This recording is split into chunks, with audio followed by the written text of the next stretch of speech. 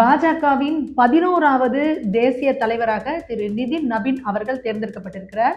அவர் இந்த பாஜகவோட வரலாற்றிலேயே ஒரு மிக இளம் வயதில் தேர்ந்தெடுக்கப்பட்ட ஒரு தலைவர் அப்படின்னு கொண்டாடப்படுறார். இது எந்த அளவுக்கு அப்படின்னா, பாஜக துவங்கப்பட்ட 1980 ஏப்ரலுக்கு பிறகு இவர் பிறந்தவர் அப்படிங்கிறது ரொம்ப குறிப்பிடத்தக்கது. அது மட்டுமல்ல, உலகின் விஸ்வகுருவாக போற்றப்படும் நரேந்திர மோடி அவர்கள் இந்த கட்சியை பொறுத்த வரைக்கும் நீங்க தான் பாஸ், நாங்களாம் ஒரு சாதாரண தொண்டர்கள் தான், நீங்க தான் எங்க எல்லாருக்கும் தலைவர் அப்படின்னு அவங்கள பாராட்டியிருக்காங்க. இந்த அளவுக்கு ஒரு உன்னதமான சில விஷயங்கள் பாஜக மட்டும்தான் நடக்கும்.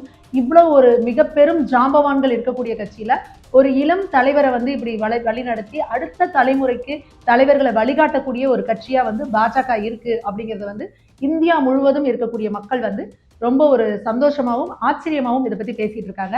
அது மட்டுமல்ல, பொறுப்பேற்றவுடன் நிதின் நபீன் அவர்களோட பேச்சுல முதல்ல சொல்லியிருக்கிறது என்னன்னா, திமுகவுக்கு தான் தலையடியா முதல் கொட்டு கொடுத்திருக்கிறாரு. கார்த்திகை தீபத்தை ஏற்ற மறுப்பவர்களும் ராமர் பாலத்தை ஏற்க மறுப்பவர்களும் அரசியலில் இருப்பதற்கே தகுதி இல்லாதவர்கள், நம்மளோட மரபுகளை காப்பாத்துறதுதான் நமக்கு ரொம்ப முக்கியம் அப்படின்னு நிதின் நபீன் அவர்கள் பேசியிருக்காரு.